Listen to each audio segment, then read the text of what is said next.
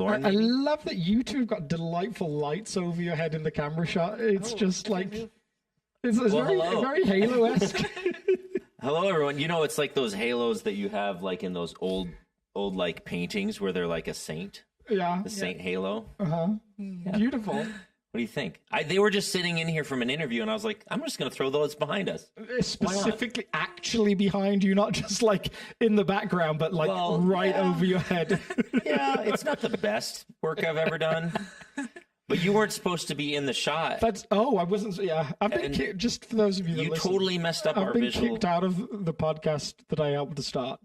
These guys are just running with it now. I love it. This is how great things start. You just kick out people. You're on the pathetic microphone. You're sitting in the third seat over in here. the corner of the couch. We split you down the middle. Well, hello, everyone. Yeah, hello. We're welcome to another episode of the Red Couch Theology podcast, and our fearless leader has come back. Returned. And he doesn't want to deal with sleepy children, jet-lagged children, so he actually came to work today. Jake Goslin messaged me and said, "Are you back from sabbatical yet?" Apparently, that's what happens if you go away for more than 2 weeks in America. Yeah, this is a sabbatical. Yeah, he's like, when Alex actually takes a sabbatical, it's gonna be like a year and a half. So, a year is traditional. Yeah.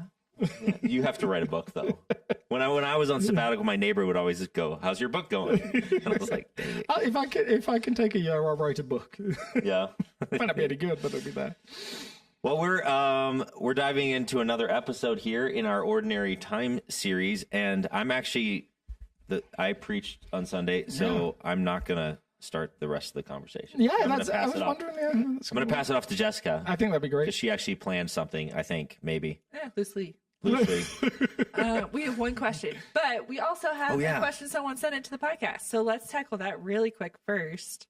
Yes, and I'm not going to put it on the screen because my Slack is not working properly. But the basic premise of the question was, hey, when are we going to hear about women in ministry? Why haven't we heard anything new? And when do they decide? And the answer to that question is, we don't know. Yeah, and I think there are still ongoing listening forums. Those go into August. If you haven't had a chance to come, just share your thoughts. They are really great environments. Having been in a couple myself, they're very accepting of different views, and it's just a chance to say, this is how this subject has affected me. This is how I see it theologically. This is how I see it ecclesiologically. So take a chance to do that in August if you haven't. Yeah. There are, I think, 4 more on the schedule that you can register for now. 4 or 5. Yeah, there's a few, right? Yeah. And so I think that when will they make a decision, part of the question is, this process all along has been about listening to what God has for us. And that becomes a challenge as we wrestle with Scripture, as we wrestle with the many wonderful writers on both sides of this conversation, and how they've interpreted different passages of Scripture. Then we wrestle with the church's history, who South is as a community, all those different things. And so I think there's going to be a little bit of a journey ahead of us. If you're expecting a decision on August 31st, I would say that's probably not a reality. Because I think there's still some work to go, but we'll try and keep you updated. And I'm not even sure that the person who wrote this question will ever hear our answer, because this week, somehow, when they imported my slides, they moved them from down below and up to top. It got the Red Couch Theology podcast slide in the wrong spot. It put it all the way at the bottom. So I didn't actually put the question, like, I didn't preamble Red Couch Theology. I just had one slide with the phone number at the bottom, questions, and then the phone number. So they texted in the question. They might not even be podcast listeners or anything. So there you go. So if anyone comes to you and says, when are they going to talk about this more? There you go. You can be the messengers. You can go take it. Yeah, you can spread the word that there is no news. Yeah. So. Not yet. Well, the news is there's more listening forums. Yeah. So keep listening. Keep foruming. And I don't think we had any other questions. No, I think that was it for my sermon, partially because I didn't announce it. So there you go. Yeah. That's how that works. Well, speaking of wrestling with Scripture, we'll just segue from that. Text can be difficult in the Bible because there's a lot of different ways to interpret them potentially. And they can be difficult because of the subject matter that they actually talk about, especially when it's something dealing with violence. And you chose a text that is difficult for both reasons, because it talks about violence and difficult subject matter. And there, as you found, are a lot of potential things that could be happening in that text. Yeah. So, which do we want to talk about first? What do we do with hard subject matter, or how do we pick an interpretation?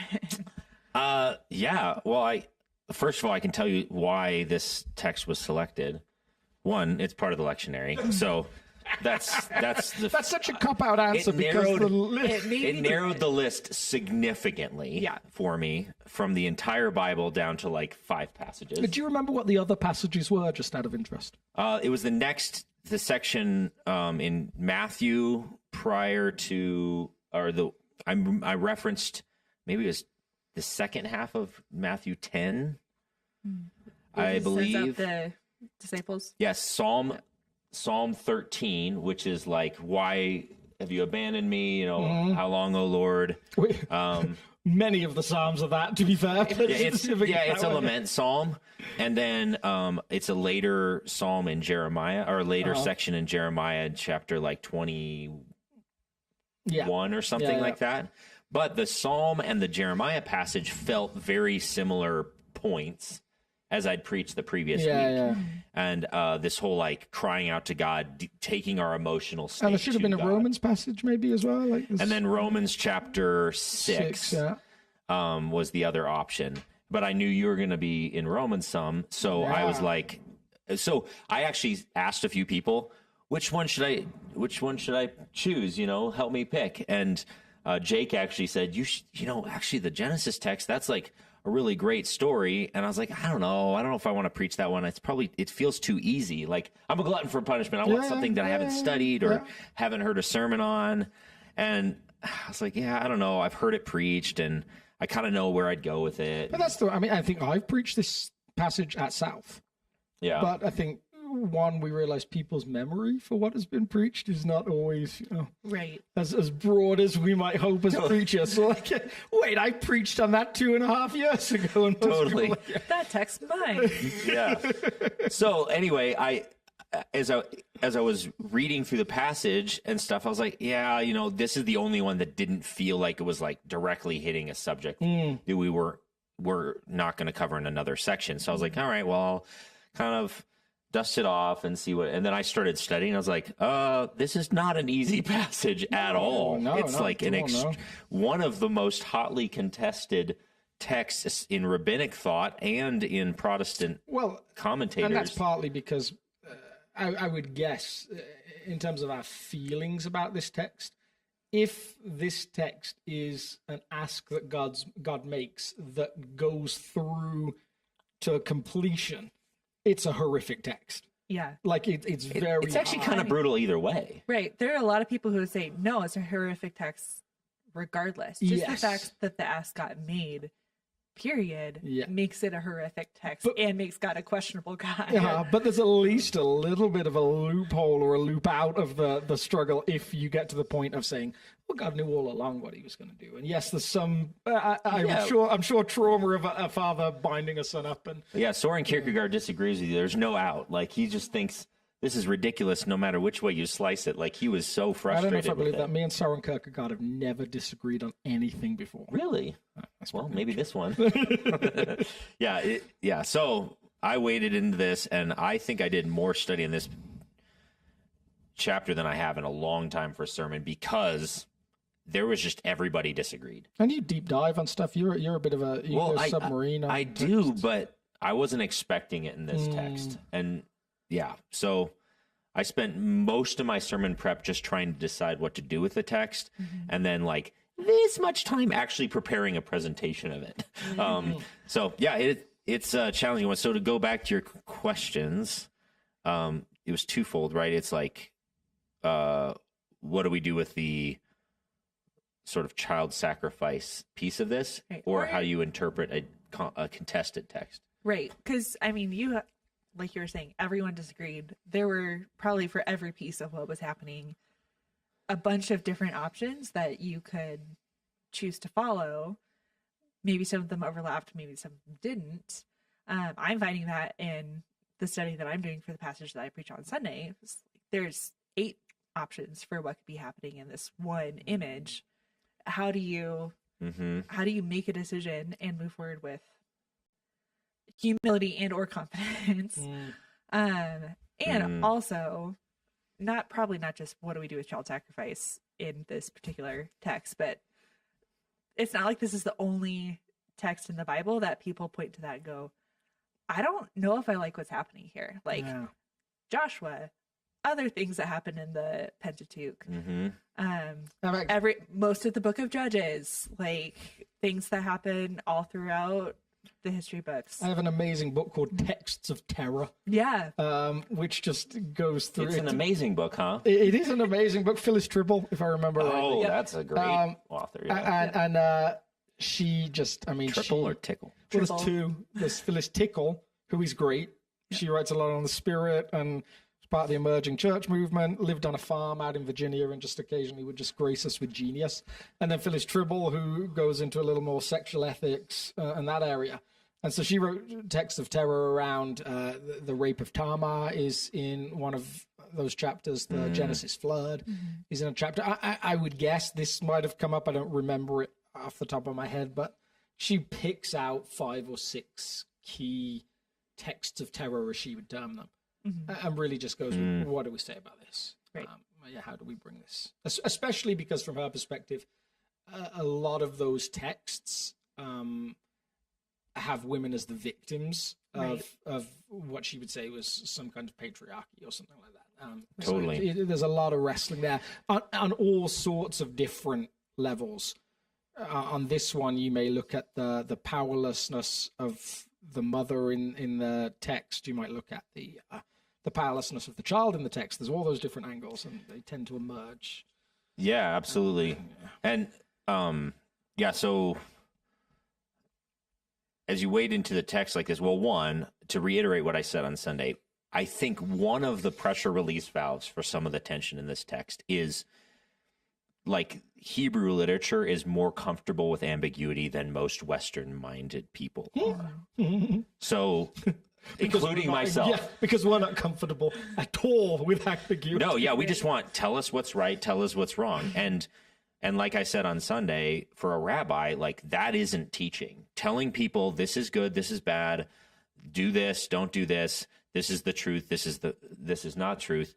That's not teaching in a rabbi's mind, and it's a very Hebrew way of approaching things where you want people to understand and dive deep into. So the way they do that is they create intentional tension. So,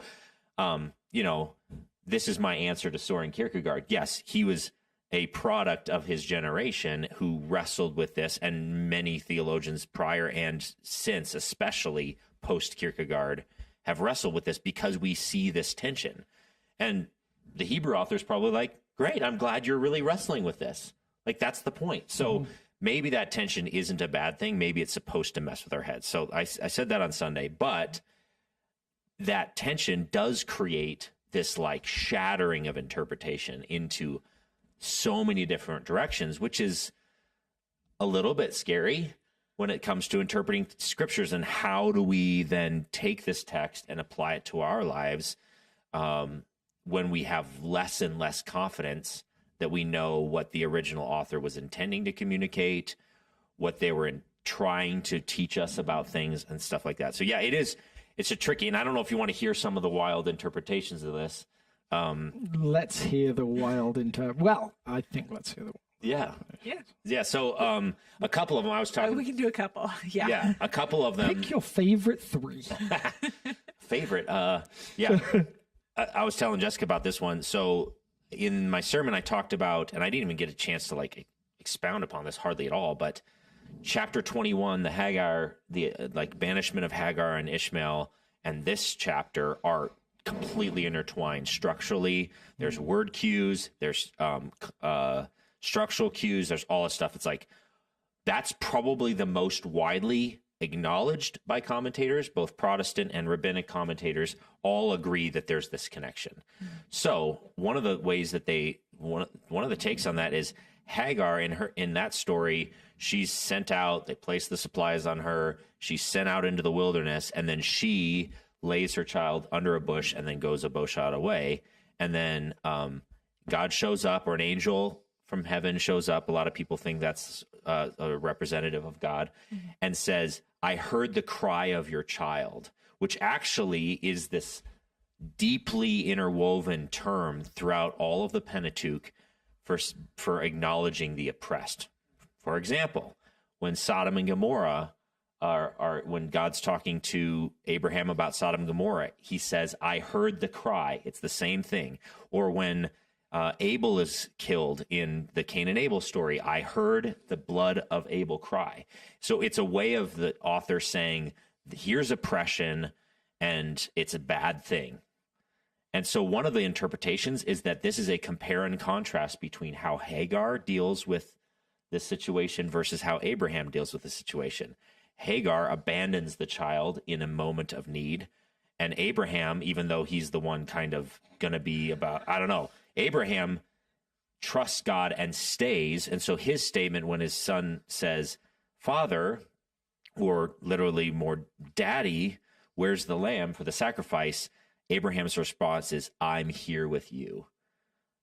In other words, I'm sticking with you through the process. I don't know what's going to happen. This is terrifying, but I'm with you through the whole thing. Okay, so there's that interpretation. And some people say that's why these two are together. Others would say another angle on it is just to show, okay, that Abraham had to sacrifice both the child of his effort and the child of promise. And though these were both unique ways that he had to surrender to God's plan versus his own. A few more, so there's a few midrash teachings from the rabbis that are. What's a midrash? Yeah, I was about to explain. So midrash is a very interesting commentary style that a rabbi would use. They would usually embellish a story or make up a completely fake story with the same characters of a biblical text and add interesting little color and flavor, context and emotional background, and then tell this to their students. And it was a way of them unearthing observations that they've made in the text without telling them directly. So sometimes to deal with the difficulty of the text itself. I think we used one maybe 5 or 6 weeks ago around the escape for the Exodus from Egypt.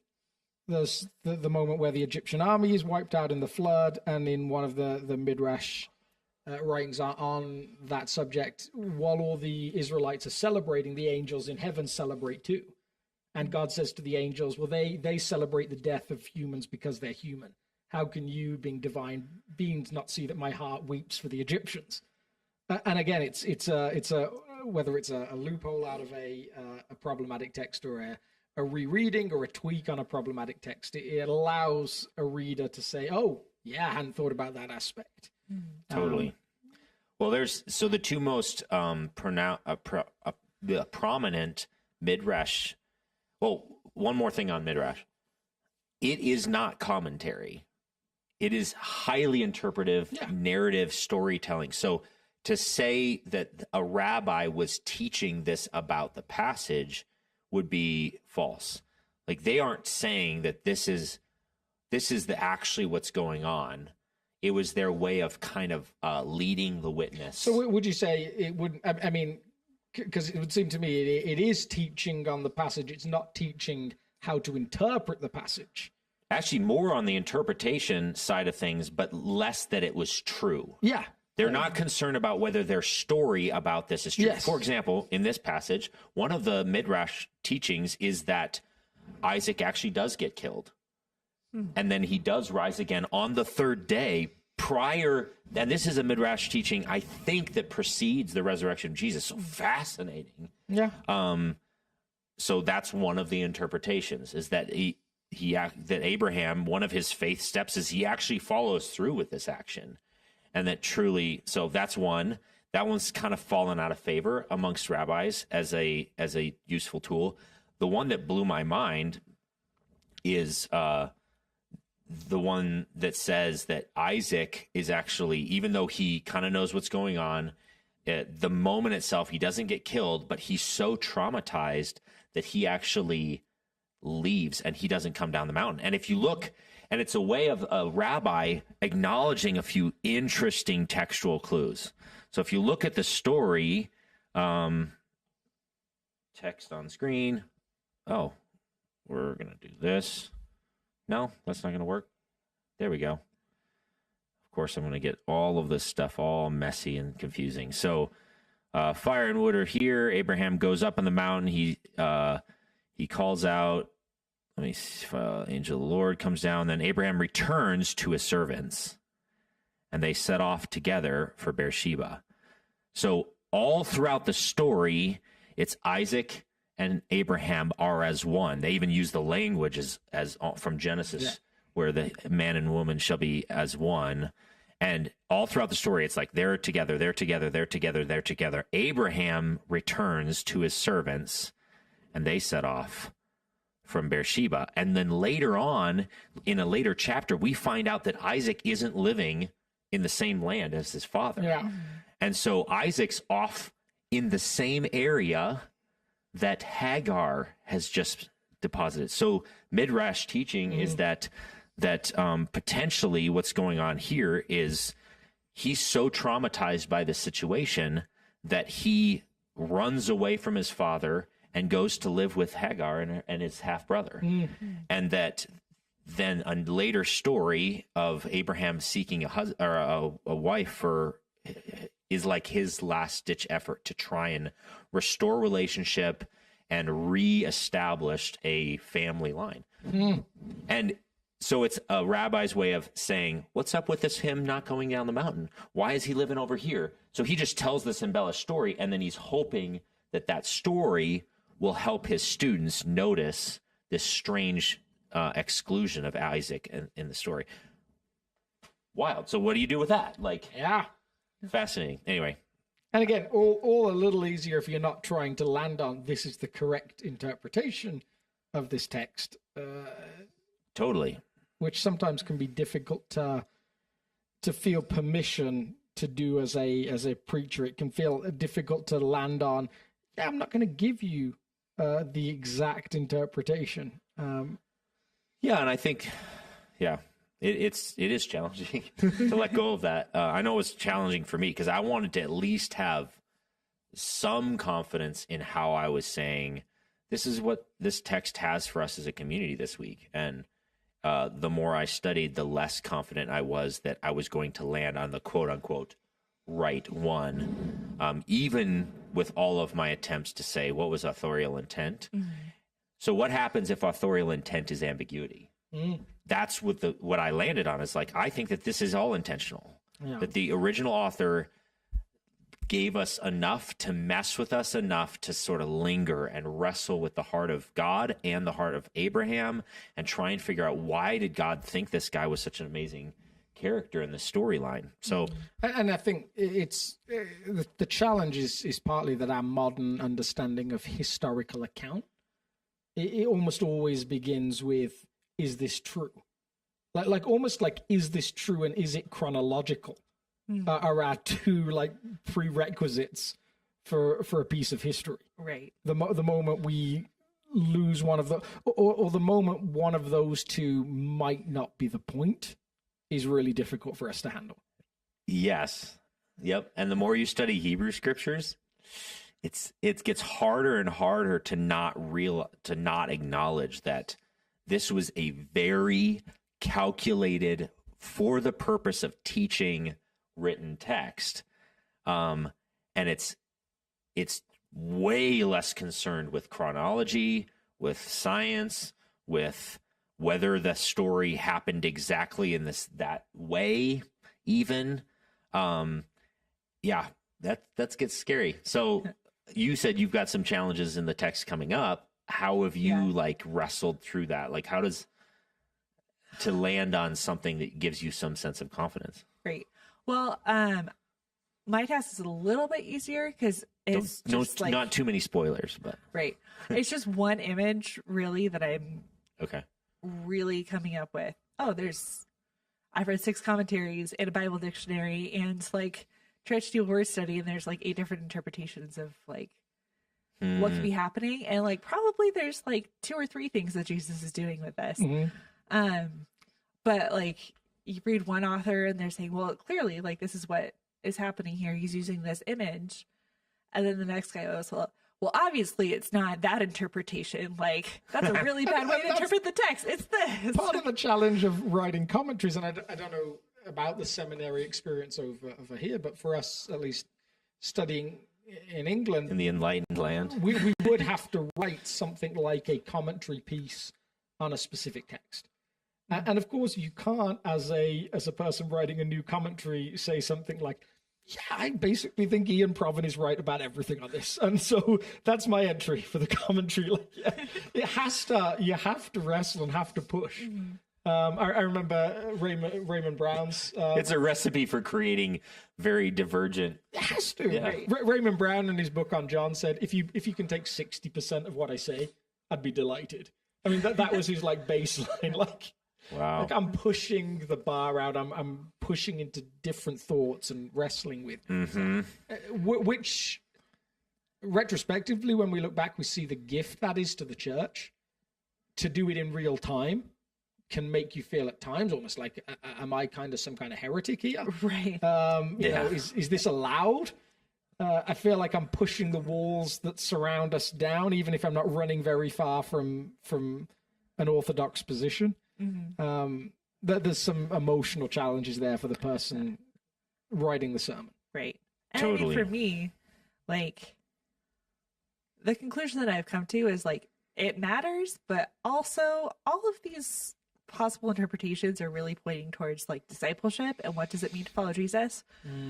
So in the end, it doesn't totally matter which one I pick and if I'm wrong, because they're all kind of making the same point, regardless of the path that you're trying to take to get there.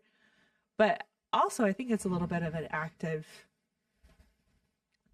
I think preaching, if done well on the preacher's part, is always going to be an act of faith that you're not totally being heretical and destroying the text, and that God will do something with it, even if it feels like you're just, the sermon is a disaster and you're just throwing things at people and like hoping that God will pick up the crumbs. How now we built up all your confidence in our preaching now. You're like, Right. who knows what they're actually doing? So we apologize for that. But yeah, absolutely. It's like, so my conclusion was similar. We know with a lot of confidence that the scriptures interpret this story already. The New Testament interprets this story. So I jumped to Romans chapter 4 and said, like, clearly the scriptures in the New Testament believes that Abraham is the father of faith and that this story is part of the reason. And then I think it's in Hebrews also references it. And so it's, I had confidence that that had to be part of the destination, to just paint like, to just paint Abraham out as like either perfect in this situation or as the complete idiot in the story, which is some of the interpretations say Abraham did everything wrong in this story. And I just couldn't go there because the New Testament kind of, it's the cheat code. It's like, this is how the New Testament authors acknowledge the story. So I concluded that, one, this story has to be teaching us about some sort of model of tremendous faith. So the question I asked at the end was, did Abraham pass the test? The text tells us he's being tested, which is a very common sort of thing in the Pentateuch. There's these tests. God tests all sorts of different characters throughout the Pentateuch, and he tests the people of Israel and how they're going to deal with this situation and this situation, and sometimes they pass. Most of the time, they don't. Do you think? I'm just conscious that for us as people in the West, we have very much this like pass-fail idea of a test.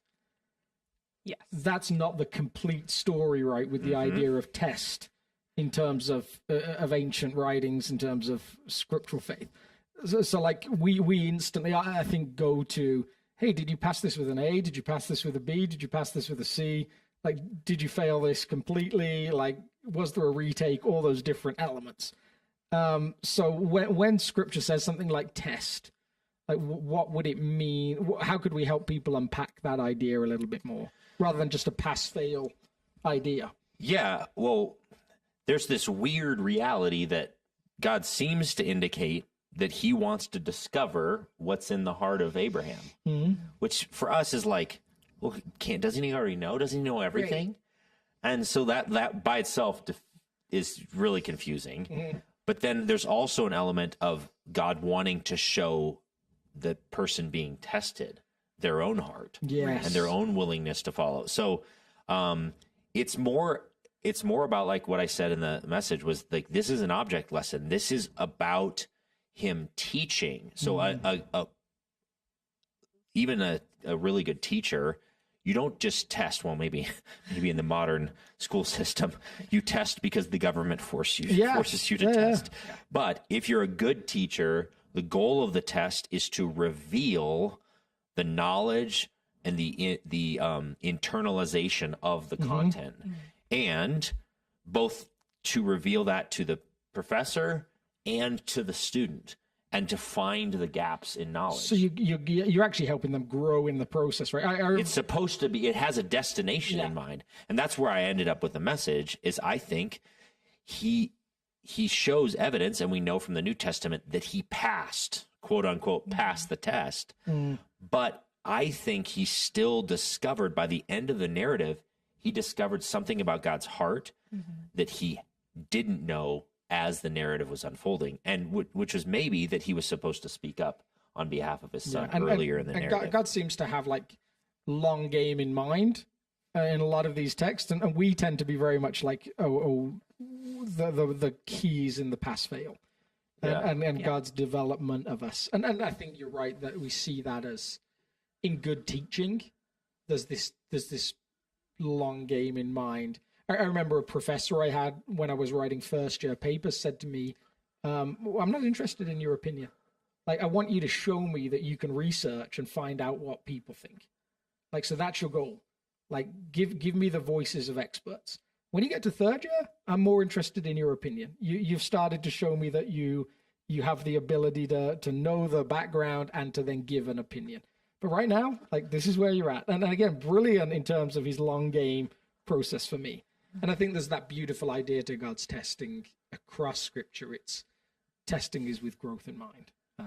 Totally, it brings you to and that's actually why I didn't explain explicitly why did I start the sermon with a first-person dramatic monologue from chapter 12 through 21, and the reason was I wanted to semi-efficiently, within about a 30-second to 1-minute spot, on all these little like snapshots into Abraham's life and the progression of his knowledge of the heart of God and the way that God operated, and build to this place where this text, you should see this momentum of Abraham's knowledge of God's heart and knowledge of God's plan. And then we should start cluing in on, is he on track or not? Is he, how's his education unfolding, as it were? And so then when we dive into this text, and you get all these like really subtle context cues of connected to the fall of man, which, so if you're wondering what that interpretation is, if you weren't in the sermon, I landed on, I think that Richard Middleton wrote a book called Abraham's Silence, and I think it's very compelling to me. I think he is spot on, and I haven't finished it, but I just found too many contextual clues to not see some connection there, that there's these ties back to taking of the fruit, and that maybe Abraham should have been sort of cluing on, obviously. At least the later readers should be cluing into, don't take the fruit. It's going to turn out badly if you take the fruit, right? And that we should be getting the clue that Abraham should have said, hold up, God, what's going on here? This isn't like you. You don't normally do this kind of thing. And he's like, exactly. That's exactly what I want you to learn, is that I am not, all the commentators seem to get to that destination through roundabout ways, that God's trying to teach Abraham that he's not like the Canaanite gods. I just think that maybe Abraham should have been catching on quicker, and that at least the later readers of this text are supposed to be queuing in, and they should jump to that conclusion before they hear the punchline. Yeah, it's a little bit like, what are you doing, Abraham? Like, come on. Like, don't take the fruit. Like, why are you taking the fruit? Exactly. And so I think huge faith. He trusted that God could resurrect his son. He trusted that God would provide a lamb. Totally great faith. But he should have said, wait a second, God. Your heart's not like this. One of, I think, my almost universal experiences of followers of Jesus in the 21st century in the West in different contexts has been they are very aware of, Paul phrases it as seeing through a glass darkly, as a personal experience now.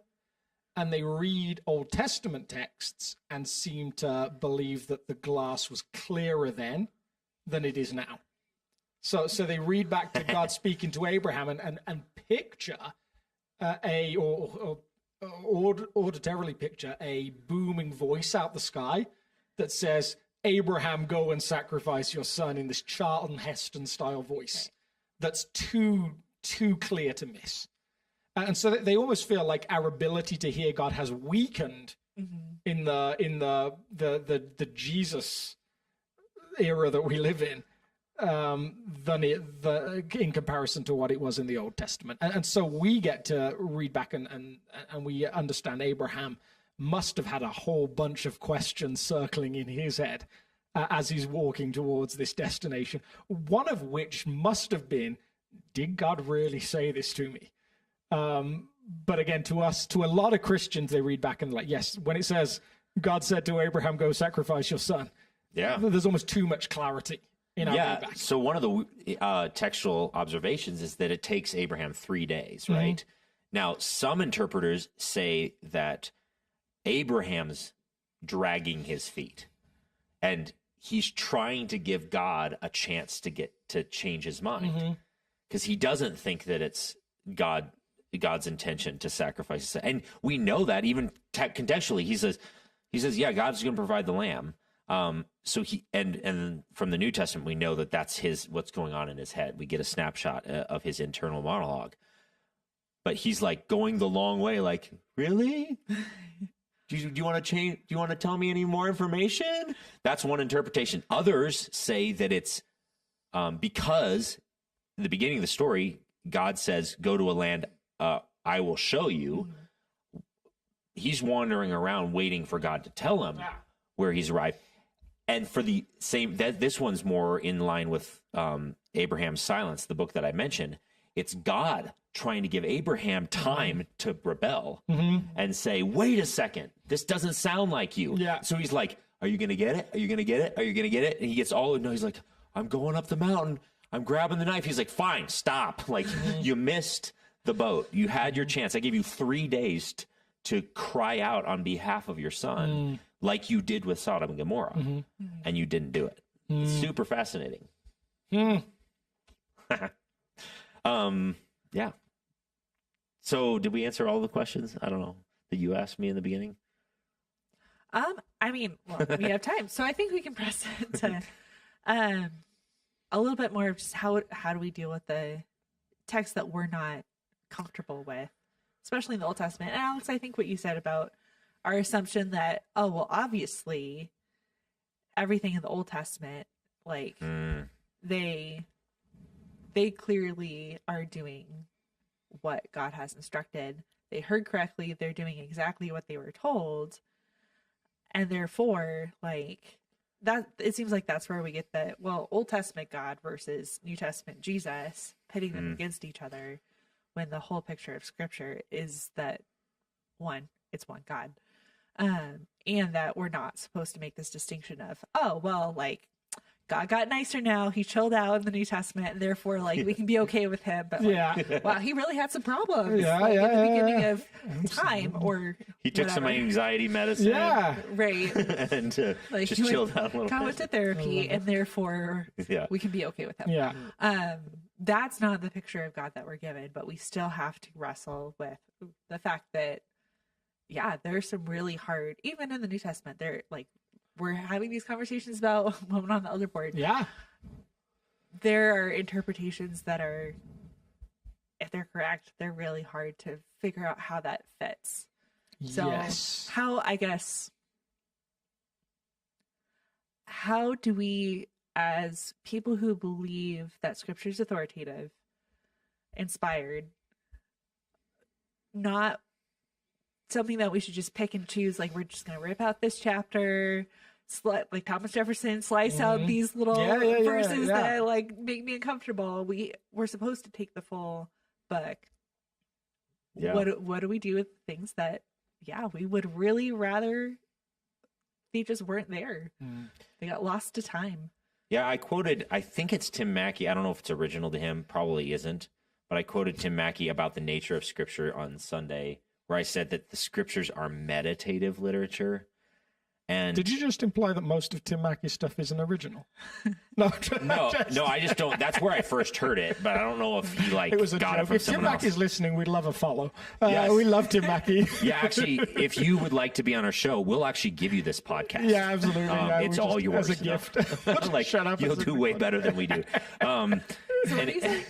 Yeah.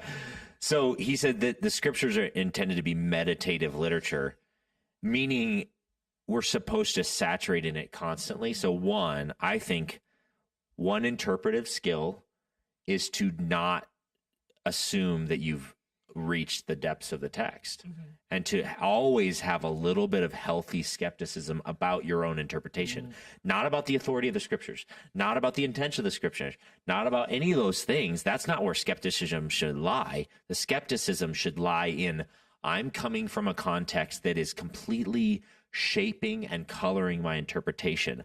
I'm comfortable with certain interpretations. I'm not comfortable with others. And I am this trickiest element when it comes to interpreting the text. And I think that's one of the things that's been really helpful to me, is to ask the question, what is it in me that's causing me to react this way to the text that I've read? Totally. So a lot of the time, like it's my own fear, perhaps my fear that God isn't as good as I've been told he is, perhaps my fear that other people won't see him to be good because of what's there in the black and whiteness of the text. So there's usually something going on in me that's like, okay, yeah. And that's true outside of the text. Like when I react a certain way in a conversation, I can usually look back and say, oh yeah, this is you know this about you. This is this thing. This is a pattern. This comes from this place. It's like if I was God's PR agent, I would cut out so many passages because I'm like, you should have like at least run this by me, God, because you're making yourself look really bad right now. Could you not just have said once slavery is a really bad thing and nobody should do it? Like that would have just helped cleared us up so so much. Yeah, in our 21st century context. So I think that, like, looking at the text and saying, yeah, there's probably part of me that either doesn't want it to say something, and then being honest with that. I mean, quite regularly on Sundays, I'll say, yeah, I don't want this to be in the Bible. I would much rather that this wasn't an authoritative statement. I would much rather God said, yeah, if you like this, take it. But and so that part, I think, is good for me, at least, to surrender some of the me that I'm bringing. So I can just sense like some of the like people listening, they're like, yeah, so then how do we know anything then? Yeah. So I think the beautiful thing for me has been taking Jesus as a main interpretative key for any aspect of the text. So I think was it Brian Zahn that said something, and I'm sure it wasn't original to him either. Like, and we'll throw him under the bus. Probably Tim Mackey. He probably was. God looks like Jesus. He's always looked like Jesus. He's never not looked like Jesus. So if Paul is right, and we assume he is, that Jesus is the image of the invisible God, that we can look at his character and his way of dealing with people and say, no, this is what God looks like. Then that's helpful to me, Totally. and becomes like this baseline test of what's going on. Now even that for some people is hard. And I love, I think, one of my favorite things about the Bible as a whole piece of literature, containing lots of little pieces of literature, has been its ability to be self-referential, to be self-correcting. There's not many religious texts that would be comfortable with God saying an eye for an eye, and then later God saying, no, you've heard this, but it's not accurate. I tell you this. Like that's a bold book of faith that can have that kind of challenge. And I think it's one of the things that validates the text. The fact that it is such bad PR for God in certain ways, if we interpret it and God's just like, yeah, you know what? I'm not freaking out about this. And I see you're freaking out about this story that I left in the text. And I'm really comfortable with that because I'm big enough to handle your freak out moment and keep on meditating and you'll get there eventually.